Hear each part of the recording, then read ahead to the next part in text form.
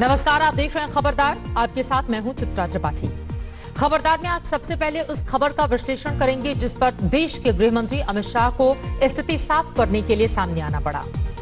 यह खबर है अमित शाह के स्वास्थ्य को लेकर फैली अफवाहों पर। सोशल मीडिया पर पिछले कुछ दिनों से इस तरह की खबरें फैलाई जा रही थी कि अमित शाह की तबीयत ठीक नहीं है, इसीलिए वो लाइमलाइट से दूर रह रहे हैं।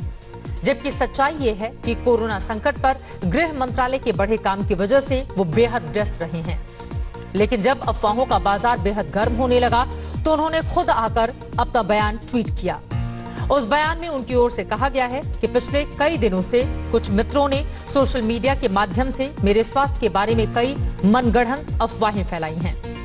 यहां तक कि कई लोगों ने मेरी मृत्यु के लिए भी ट्वीट कर दुआ मांगी है। देश इस समय कोरोना जैसी वैश्विक महामारी से लड़ रहा है और देश के गृह मंत्री के नाते देर रात तक अपने कामों में व्यस्त रहने के कारण मैंने इन सब पर ध्यान नहीं दिया।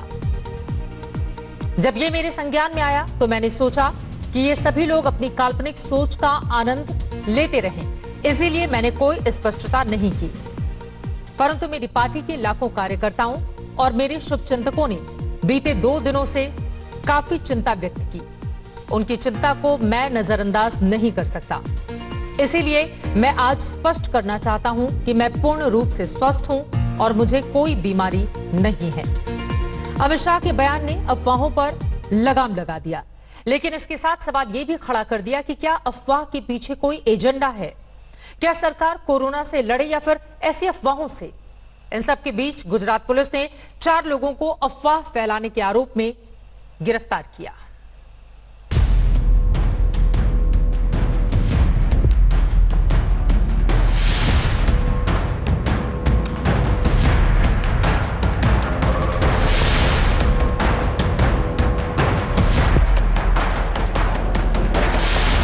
मैं स्वस्थ हूं, मुझे कोई बीमारी नहीं। अमित शाह ने अपने ट्विटर पर यह ऐलान किया तो हंगामा मच गया। अपने स्वास्थ्य को लेकर सोशल मीडिया पर फैलाई जा रही अफवाहों का खंडन करने के लिए अमित शाह का खुद सामने आना बता रहा है कि किस तरह से उनके स्वास्थ्य को लेकर भ्रम फैलाने की कोशिश हो रही थी। इसका अपना स्वार्थ का एजेंडा हो सकता है, इसीलिए अमित शाह को अपने स्वस्थ होने की जानकारी देने के साथ साथ ट्विटर पर लिखना पड़ा कि हिंदू मान्यताओं के अनुसार ऐसा मानना है कि इस तरह की अफवाह स्वास्थ्य को और अधिक मजबूत करती है। इसलिए मैं ऐसे लोगों से आशा करता हूं कि वो ये व्यर्थ की बातें छोड़कर मुझे मेरा काम करने देंगे और स्वयं भी अपना काम करेंगे। अमित शाह ने जब ट्विटर पर अपने स्वस्थ होने की बात सामने रखी तो उधर गुजरात पुलिस ने सोशल मीडिया पर उनकी बीमारी की अफवाह फैलाने के आरोप में 4 लोगों को गिरफ्तार भी कर लिया। गिरफ्तार हुआ फिरोज खान पठान और सरफराज मेमन अहमदाबाद के रहने वाले हैं, जबकि सज्जाद अली मायानी और शहजाद हुसैन मायानी भावनगर के हैं। ध्यान में यह आया कि भारत के केंद्रीय गृह मंत्री श्री का नाम का उपयोग करके उनके नाम से एक पोस्ट बनाई गई और उसको अलग अलग रूपों में डाला गया। अब ये किस ऐप का यूज़ करके किस तरह से इन लोगों ने ये पोस्ट को आगे बढ़ाया, रीट्वीट किया है, किसकी क्या क्या भूमिका रही है, इसके बारे में जो अहमदाबाद शहर क्राइम ब्रांच में एक ऑफेंस रजिस्टर किया गया है, उसकी इन्वेस्टिगेशन के दरमियान ये सभी चीजें और तथ्य बाहर आएंगे। अमित शाह के स्वास्थ्य को लेकर सोशल मीडिया पर फैलाई गई अफवाहें बेहद संवेदनशील हैं। ऐसे ही एक फर्जी सोशल मीडिया पोस्ट में अमित शाह के ट्वीट को ही एडिट करके लिखा गया है, मेरे देश की जनता, मेरे द्वारा उठाया गया हर एक कदम देश हित में रहा है। मेरी किसी जाति या धर्म विशेष के व्यक्ति से कोई दुश्मनी नहीं है। कुछ दिनों से बिगड़े स्वास्थ्य के चलते देश की जनता की सेवा नहीं कर पा रहा हूँ। ये बताते हुए दुख हो रहा है कि मुझे गले के पिछले हिस्से में बोन कैंसर हुआ है। मैं आशा करता हूँ रमजान के इस मुबारक महीने में मुस्लिम समाज के लोग भी मेरे स्वास्थ्य के लिए दुआ करेंगे और जल्द ही स्वस्थ होकर आपकी सेवा करूंगा। इस ट्वीट में साफ तौर पर भाषा की दिक्कतें भी दिख रही हैं। इसी तरह एक और फर्जी सोशल मीडिया पोस्ट में लिखा गया, ये भारत के गृह मंत्री अमित शाह की ताजा तस्वीर है। ये फोटो बहुत कुछ कहती है। गृह मंत्री का स्वास्थ्य ठीक नहीं है। पुलिस की गिरफ्त में आए इन 4 लोगों से फिलहाल अहमदाबाद क्राइम ब्रांच पूछताछ कर रही है। साथ ही इस पोस्ट को बनाने वाले मास्टरमाइंड की भी जानकारी हासिल कर रही है।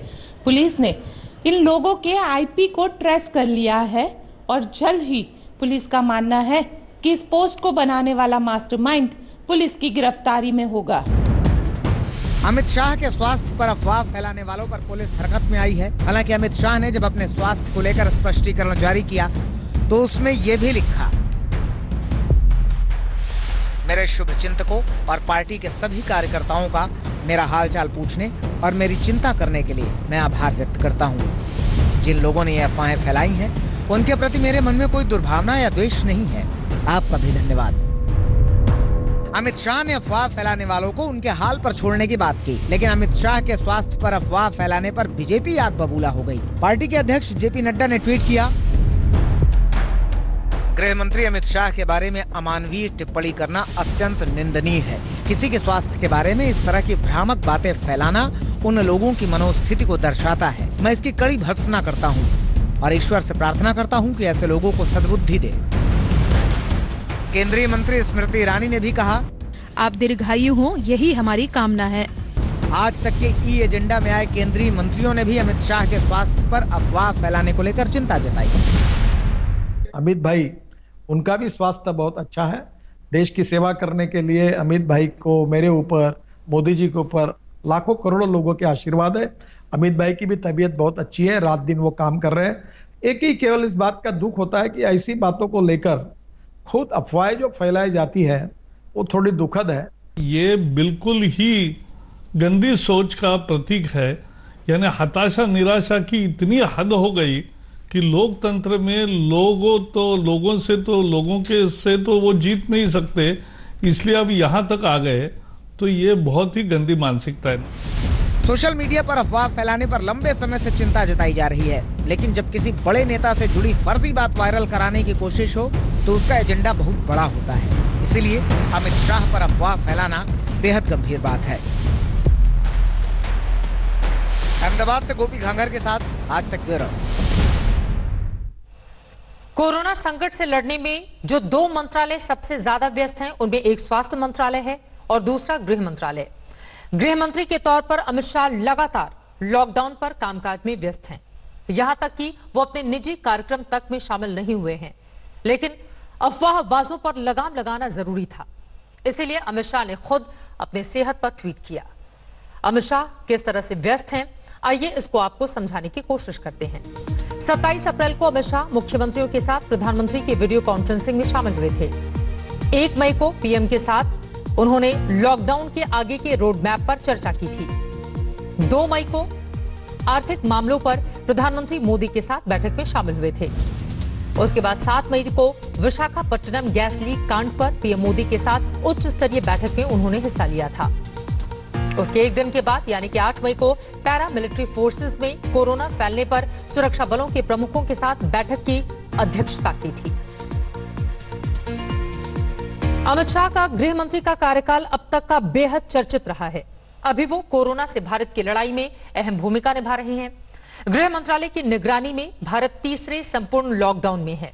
गृह मंत्री के तौर पर उनका सबसे चर्चित काम तो आर्टिकल 370 को हटाना था। आर्टिकल हटाने के बाद उन्होंने संसद में सरकार का पक्ष बेहद जोरदार तरीके से रखा था।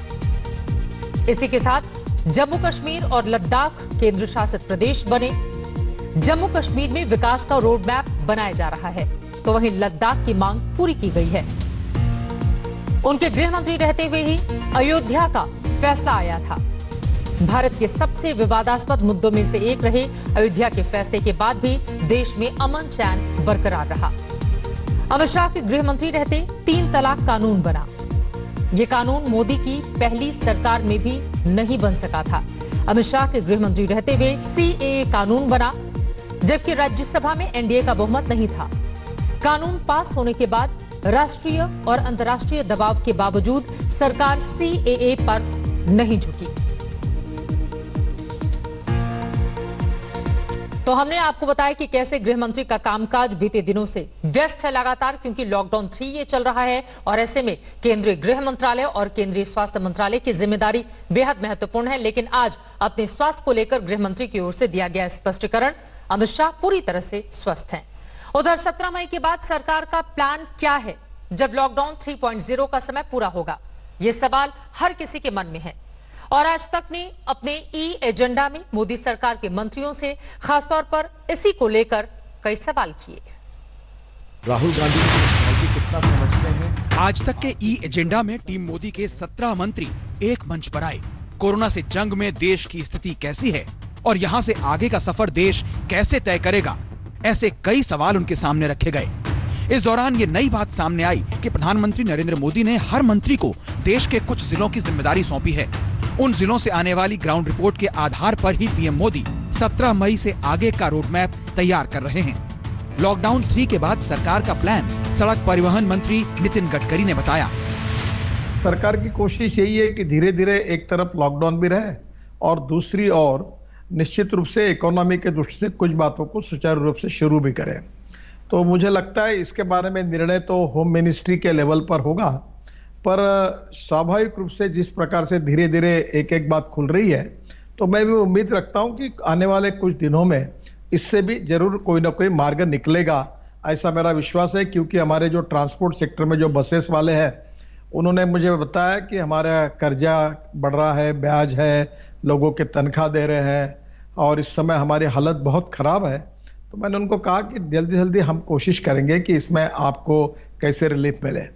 तो निश्चित रूप से इसकी कोशिश हम जरूर करेंगे। सड़क परिवहन मंत्री गडकरी से पहले नागरिक उड्डयन मंत्री हरदीप पुरी भी आज तक के एजेंडा के मंच पर आए। देश में घरेलू उड़ानें कब से शुरू होंगी, इस पर हरदीप पुरी ने कहा कि तैयारी पूरी है, बस सरकार के फैसले का इंतजार है। हमारी तरफ से पूरी तैयारी है। हमारे जो एयरपोर्ट्स हैं, हवाई अड्डे हैं, जो हमारे इंसेलरी जो काम है, पूरी तैयारी है। और हम लोग एयरलाइन से भी यही कह रहे हैं कि आप भी अपनी पूरी तैयारी रखिए। देश में कोरोना के खिलाफ जंग लड़ने में सबसे आगे केंद्रीय स्वास्थ्य मंत्रालय है। इस विभाग की कमान संभाल रहे हैं डॉक्टर हर्षवर्धन। उन्होंने कोरोना के खिलाफ जंग में जीत की उम्मीद जताई।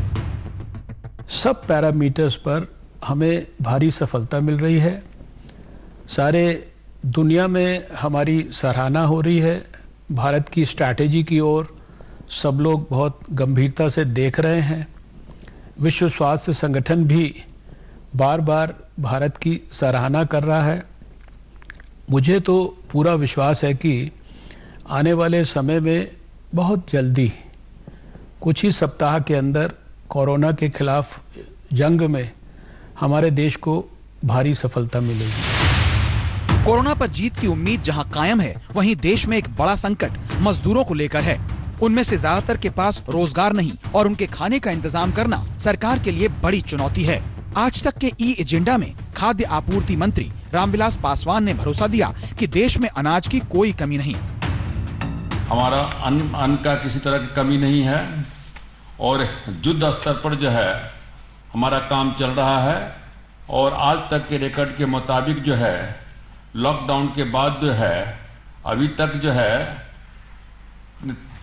74 लाख मैट्रिक टन जो है अनाज का हम लोगों ने जो है परिवहन उठाव करके और इसका ट्रांसपोर्ट कर दिया है। केंद्र सरकार अब ये मान रही है कि कोरोना से जंग लड़ने के साथ ही देश में धीरे धीरे हालात को सामान्य बनाने की जरूरत है। लिहाजा हर विभाग इसमें जुटा हुआ है। जहां तक खेल से जुड़े आयोजनों की बात है, तो देश ही नहीं पूरी दुनिया में ओलंपिक जैसे बड़े आयोजन रद्द हो चुके हैं। इसके बावजूद देश के खिलाड़ी आगे के लिए अपनी तैयारियों में जुटे हैं। वो अपने कोच के साथ ऑनलाइन जुड़े हुए हैं। जहाँ भी हमारे जो ट्रेनिंग एकेडमीज है, जहाँ हॉस्टल्स है या जहाँ खिलाड़ी अपने अपने घर पे हैं, कोई अलग से चुपचाप नहीं बैठा है, कुछ ना कुछ ज़रूर कर रहे हैं। तो ये जो इस वक्त ये लॉकडाउन चल रहा है, इसको हम एक बहुत अच्छा तरीके से उपयोग भी कर रहे हैं। सबको हम ऑनलाइन शामिल करके कोचिंग का, टेक्निकल सेशंस का, स्पोर्ट्स साइंस का, नियम नीति, बहुत सारा चीज़ हमने बहुत मैसिव स्केल में ऑनलाइन क्लासेस वगैरह शुरू किया है। मौजूदा हालात में जब ज्यादातर गतिविधियां ऑनलाइन हो रही हैं, तब दूरसंचार विभाग की तैयारी भी मायने रखती है। सबसे पहले हमने संचार विभाग को कहा कि भारत में घर से काम होने की पूरी सुविधा को लिबरलाइज करो, वर्क फ्रॉम होम। तो हमने सारे नियमों को शिथिल कर दिया। आज मुझे आपको बताते हुए खुशी हो रही है कि भारत के आईटी कंपनियों का 85% काम घरों से हो रहा है। भारत आईटी के क्षेत्र में बहुत बड़ा बैकएंड ऑफिस है। मोदी सरकार देश के सामने आई अब तक की सबसे बड़ी चुनौती से जूझ रही है। हर फैसला कोरोना के मामलों को देखकर लिया जा रहा है, जिसमें कुछ राज्यों में तेजी बरकरार है। 17 मई के बाद का रास्ता भी हालातों को देखकर ही तय होगा। आज तक ब्यूरो। 17 मई के बाद के रोड मैप पर सरकार काम कर रही है, तो इस बीच कोरोना संकट में बंगाल और केंद्र की तनातनी बढ़ती जा रही है। मजदूरों की घर वापसी के मुद्दे पर केंद्रीय गृह मंत्री अमित शाह ने बंगाल की सीएम ममता बनर्जी को कड़ी चिट्ठी लिखी है। इस चिट्ठी के बाद टीएमसी ने भी पलटवार किया।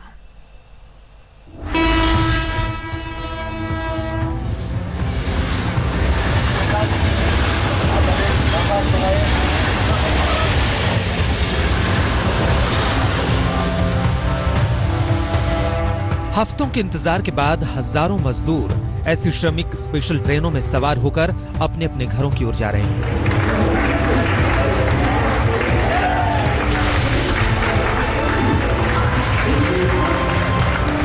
लेकिन बंगाल के मजदूरों के नाम पर तलवार खींच गई है, सीधे केंद्रीय गृह मंत्री अमित शाह और बंगाल की मुख्यमंत्री ममता बनर्जी के बीच।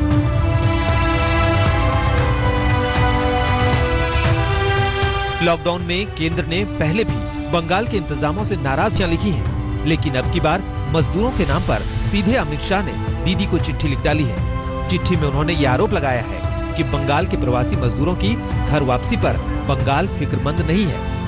अमित शाह ने चिट्ठी में लिखा,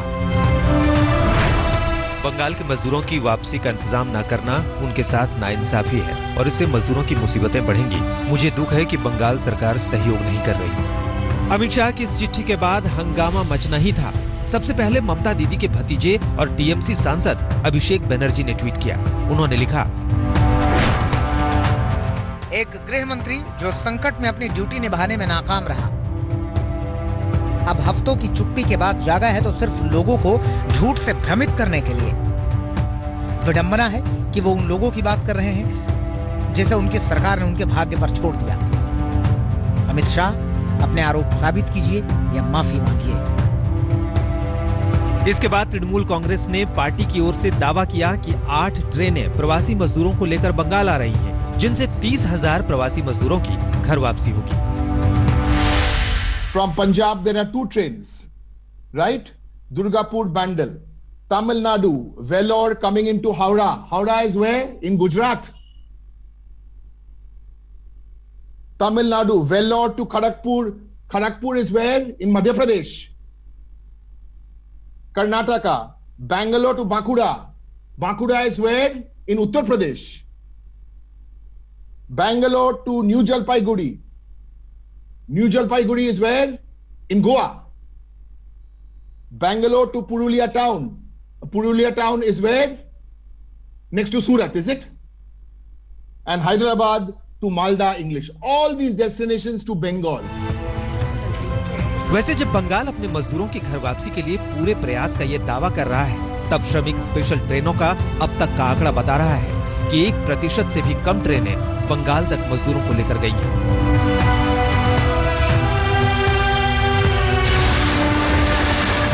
बंगाल में अब तक सिर्फ 2 ट्रेनें पहुंची। बिहार में 72, यूपी में 82, उड़ीसा में 20, मध्य प्रदेश में 15, झारखंड में 13, राजस्थान में 4, महाराष्ट्र में 3, तेलंगाना में 2 और आंध्र प्रदेश में 1 ट्रेन मजदूरों को लेकर पहुंची है। यही वजह है कि बंगाल बीजेपी ममता पर पलटवार में नहीं चूक रही। बंगाल गवर्नमेंट का कोई इस मामले में कोई हलचल नहीं है। केवल 2 ट्रेन आई 2 जगह से, उसमें एक विशेष समुदाय के तीर्थयात्रियों को लाया गया, कोई लेबर को नहीं लाया गया। और उल्टा दोषारोप केंद्र के ऊपर किया जा रहा है बार बार। तो सचिवों का पत्र पर काम नहीं हुआ तो माननीय गृह मंत्री ने खुद चिट्ठी लिखा है। आज तो पानी सर के ऊपर जा रहा है, इसलिए मुझे लगता है कि अभी भी समय है पश्चिम बंगाल राज्य सरकार इस मामले में अपना स्टैंड क्लियर करे। ममता बनर्जी जी अगर सोच रहे हैं कि वो बंगाल को अलग ढंग से चलाएंगे और सेंटर निगरानी नहीं रखेगी, तो वो माइग्रेंट वर्कर भी हो या कोविड टेस्टिंग हो या आईसीएमटी को भेजना हो, हर चीज में माननीय प्रधानमंत्री जी ये देखेंगे। केंद्र ने बंगाल को लिखी पहले की चिट्ठियों में लॉकडाउन का सही तरीके से पालन न होने, सही तौर पर जांच न होने, हॉटस्पॉट्स का दौरा करने गई केंद्रीय टीमों का सहयोग न करने जैसे आरोप लगाए थे। इन्हें लेकर खुद ममता बनर्जी केंद्र पर बंगाल से भेदभाव का आरोप लगाती आई हैं। लेकिन अब अमित शाह की चिट्ठी के बाद मामला आर पार की नौबत तक पहुंचता दिख रहा है। दिल्ली से कमलजीत संधू, हिमांशु मिश्रा और कोलकाता से इंद्रजीत कुंडू के साथ आज तक ब्यूरो। आरोप प्रत्यारोप की ये सारी राजनीति, अगले साल चुनाव भी होने हैं पश्चिम बंगाल में। फिलहाल हम आपको आगे बताएंगे देश में कोरोना के मौजूदा हालात इस वक्त क्या हैं, लेकिन उसके पहले इस वक्त की बड़ी खबर आपको देते हैं। कोरोना वैक्सीन को लेकर यह खबर है जिस पर अपने ही देश में एक बहुत बड़ी कोशिश शुरू हो गई है। Indian council of medical research यानी कि आईसीएमआर ने भारत बायोटेक इंटरनेशनल लिमिटेड के साथ मिलकर देश में ही वैक्सीन तैयार करने की दिशा में काम शुरू कर दिया है। दोनों की कोशिश है कि कोरोना के इलाज के लिए देश में ही वैक्सीन तैयार किया जाए। इसके लिए पुणे के लैब से वायरस स्ट्रेन को भारत बायोटेक को ट्रांसफर किया जा चुका है। जानकारी है कि अगर वैक्सीन तैयार होता है तो पहले जानवरों पर इसका ट्रायल किया जाएगा और उसके बाद फिर इंसानों पर, और अगर इसमें कामयाबी होती है तो यकीनन हिंदुस्तान के लिए और समूचे विश्व के लिए भी एक बहुत बड़ी खबर, क्योंकि अभी तक कोरोना पर वैक्सीन बनाने में किसी भी मुल्क को कामयाबी नहीं मिल पाई है।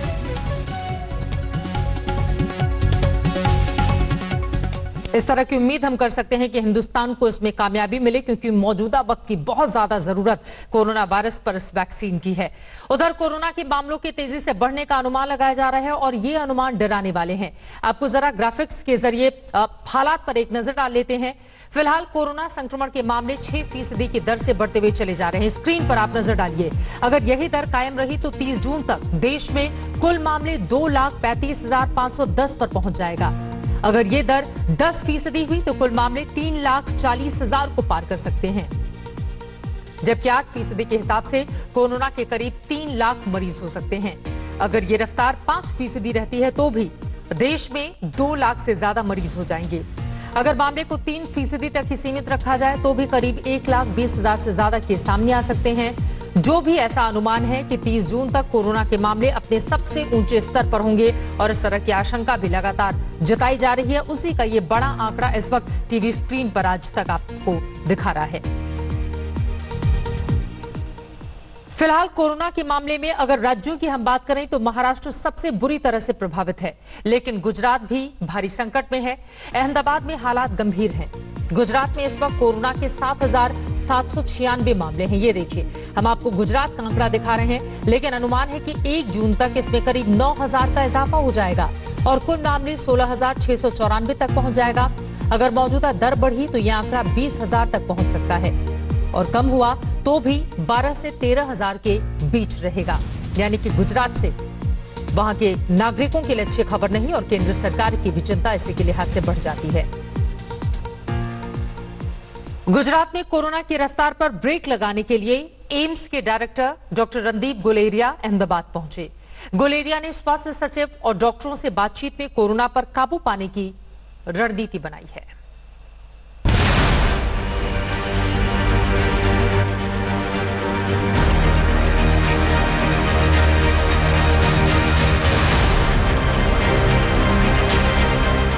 देश की कोरोना तालिका में नंबर 2 पर बना हुआ है गुजरात।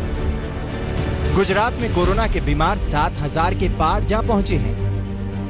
गुजरात का कोरोना हॉटस्पॉट बन चुका है अहमदाबाद। गुजरात में 450 के करीब है मौत का आंकड़ा और दहशत में बीत रहे हैं अहमदाबाद के दिन रात। ये तमाम आंकड़े बताने के लिए काफी है कि गुजरात में हालात अच्छे नहीं हैं। शायद यही वजह है कि देश के सबसे प्रतिष्ठित और बड़े मेडिकल संस्थान एम्स के निदेशक रणदीप गुलेरिया को अहमदाबाद आना पड़ा। गुजरात से ताल्लुक रखने वाले देश के गृह मंत्री अमित शाह के निर्देश पर एम्स डायरेक्टर शुक्रवार की रात अहमदाबाद पहुंच गए और आज दिन भर उन्होंने कोरोना से जंग लड़ रहे योद्धाओं को अपनी योजना को और धारदार बनाने का गुरु मंत्र दिया। सबको टीम एफर्ट करके इस पैंडेमिक से लड़ना है, क्योंकि ये एक कंबाइंड एफर्ट है जो सबको साथ मिलके ही लड़ पाएंगे, और इसमें कम्युनिटी पार्टिसिपेशन बहुत ज़्यादा ज़रूरी है। सारे डॉक्टर्स यहाँ काम कर रहे हैं, बहुत मेहनत की उन्होंने और बड़े अच्छे प्रोटोकॉल्स बनाए हैं, पूरा अपनी कमिटमेंट के साथ काम कर रहे हैं। और ये भी हमें समझना चाहिए कि हेल्थ केयर वर्कर्स में इन्फेक्शन के रेट्स ज़्यादा हैं, उनको मोटिवेशन की ज़रूरत है, क्योंकि वो अपने और अपने फैमिली मेम्बर्स की लाइफ को रिस्क में डाल के इस लड़ाई में सबसे आगे है। एम्स निदेशक रणदीप गुलेरिया ने अहमदाबाद में गुजरात स्वास्थ्य सचिव जयंती रवि, राजस्व अधिकारी पंकज कुमार और डॉक्टरों की टीम के साथ बैठक की। साथ ही सिविल अस्पताल और एसवीपी अस्पताल का दौरा किया। कोविड-19 मरीजों के इलाज को लेकर उनका मार्गदर्शन किया। शाम में गुलेरिया ने गुजरात के मुख्यमंत्री विजय रूपाणी के साथ भी मुलाकात की। यहाँ पर अपने डॉक्टर्स के साथ प्रोटोकॉल में डिस्कस किए, treatment protocol and treatment protocol जो यहाँ फॉलो कर रहे हैं वो बेसिक इंटरनेशनल प्रोटोकॉल्स हैं। एम्स का प्रोटोकॉल भी बिल्कुल ऐसा ही है, और जो आईसीयू केयर है वो हमारे जैसे एम्स में इंटरनेशनल गाइडलाइंस है उसी के हिसाब से है। और कई ट्रायल्स में भी यहाँ के डॉक्टर्स लगे हुए हैं, चाहे वो WHO की सॉलिडारिटी ट्रायल हो या प्लाज्मा थेरेपी हो। तो इन ट्रायल से नई दवाइयाँ ट्राई की जाएंगी पेशेंट्स में, और उम्मीद ये है कि उससे भी मोर्टेलिटी कम हो। पिछले 24 घंटे में अकेले अहमदाबाद में ही 269 नए मामले सामने आ चुके हैं और शनिवार शाम 6 बजे तक कुल 5260 मरीज हो चुके हैं, जबकि शहर में 343 मौत हो चुकी है। किसी एक शहर के लिए ये आंकड़े डराने वाले हैं।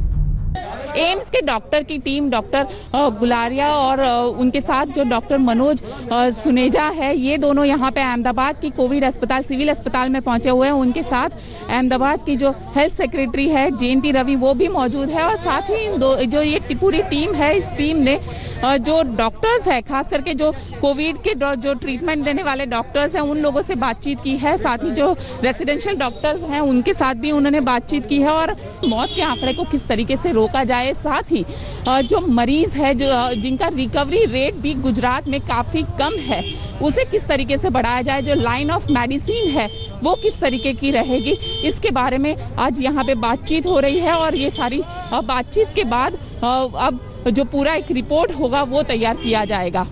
उम्मीद है कि देश के सर्वश्रेष्ठ मेडिकल संस्थान के सर्वोच्च पद पर आसीन डॉक्टर का मार्गदर्शन गुजरात और अहमदाबाद में कोरोना से लड़ने में जरूर मददगार साबित होगा। अहमदाबाद से गोपी खांगर के साथ आज तक ब्यूरो। उम्मीद यह है कि उनका कोरोना पर दिया गया मंत्र जरूर काम आएगा गुजरात में, क्योंकि महाराष्ट्र, गुजरात, राजधानी दिल्ली, ये तमाम वो राज्य हैं जहां पर आंकड़े बढ़ते चले जा रहे हैं और वो राज्य सरकारों की चिंता बढ़ाने वाले हैं। वहीं दिल्ली की केजरीवाल सरकार और बिहार सरकार के बीच मजदूरों के किराए पर जुबानी जंग छिड़ गई है। दिल्ली सरकार ने दावा किया है कि बिहार सरकार के आनाकानी के बाद उसने ट्रेन से बिहार जाने वाले मजदूरों का किराया चुका दिया। वहीं बिहार सरकार सबूत के साथ उसे झूठा करार देने में लगी हुई है। अब कौन सच्चा है कौन झूठा, ये पता लगा पाना भी बेहद महत्वपूर्ण है।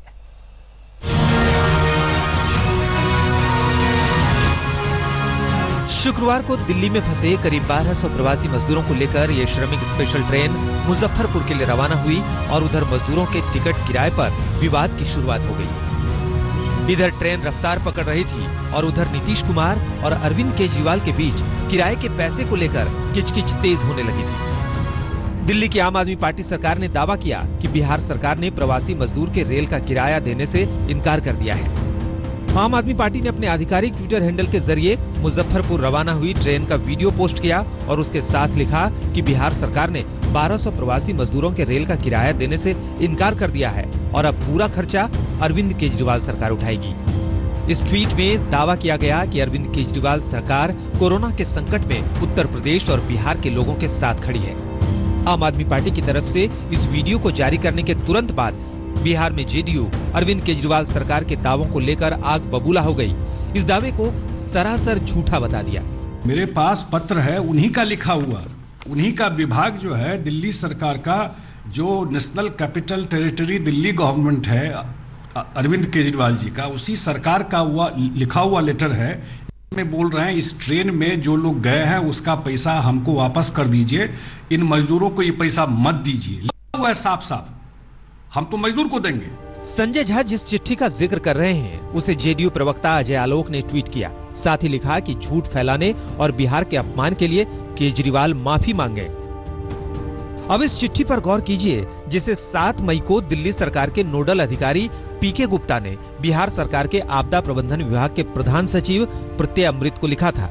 ये चिट्ठी दिल्ली से मुजफ्फरपुर के लिए जाने वाली श्रमिक स्पेशल के किराए की पेमेंट के संबंध में है।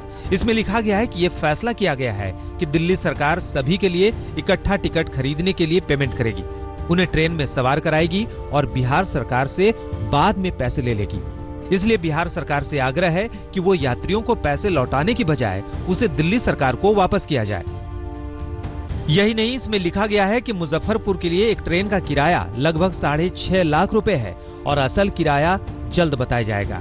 इस चिट्ठी पर दिल्ली सरकार के नोडल अफसर पीके गुप्ता के दस्तखत हैं, लेकिन दिल्ली सरकार कह रही है कि बिहार सरकार के इनकार के बाद उसने ट्रेन का किराया चुकाया, जबकि जेडीयू इसे झूठा बता रही है। मैंने आपको बताया कि हमें पैसा देना पड़ रहा है, तो अब इसको आप क्या समझेंगी? अगर बिहार सरकार बिहार के लिए ट्रेन जा रही है तो बिहार सरकार को पैसा देना चाहिए, लेकिन दिल्ली सरकार इसमें पैसा दे रही है। मैं रवैया बता रहा हूं सिर्फ, ऐसा नहीं है। केजरीवाल जी हमेशा, आम आदमी पार्टी की सरकार हमेशा बिहार के, यूपी के लोगों के सम्मान के साथ, उनकी मुसीबत में, उनकी तकलीफ में खड़ी रही, आगे भी खड़े रहेंगे। खुद दिल्ली सरकार चिट्ठी लिख रही है बिहार सरकार को कि आप पैसे हमें दे दीजिएगा श्रमिकों की जगह, और आप कहते हैं कि किराया दिल्ली सरकार दे रही है। बिहार का अपमान मत कीजिए, वरना बिहारी जानता है कि ऐसे ऐसे लोगों को कैसे सीधा। जम्मू कश्मीर में हिजबुल मुजाहिदीन के कमांडर रियाज नाइकू के मारे जाने से पाकिस्तानी आतंकवादी कांप उठे हैं। हिजबुल में हाहाकार मचा हुआ है।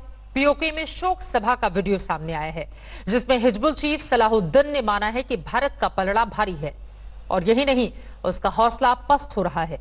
उसने कहा कि नाइकू के मारे जाने से उसे गहरा सदमा लगा है। इसमें शक नहीं कि हमको बहुत बिलखुसूस हिज़्ब क़यादत को बहुत दिली सदमा हुआ, लेकिन दोस्तों बुजुर्गों, ये शहादतों का सिलसिला पहले दिन से चला आ रहा है। सिर्फ 1 जनवरी 2020 से आज तक 80 मुजाहिदीन इकराम जाम शहादत नोश कर चुके और सब के सब आला तालीम याफ्ता थे। हिज़्ब के अलावा बाकी बरात तंजीमों से भी वाबस्ता थे। मुजाहिदीन ने भी हालिया हंदवारा राजवार की कार्रवाई में दुश्मन का कमर तोड़ दिया है, लेकिन ग्राउंड रियलिटी यह है कि इस वक्त दुश्मन का पलड़ा भारी है। नमस्कार, मैं हूं अंजना ओम कश्यप। हमें उम्मीद है ये वीडियो आपको पसंद आया होगा। लेटेस्ट खबरों के लिए यूं ही देखते रहिए आज तक, और इस वीडियो के पसंद आने पर लाइक, शेयर एंड सब्सक्राइब करना ना भूलें।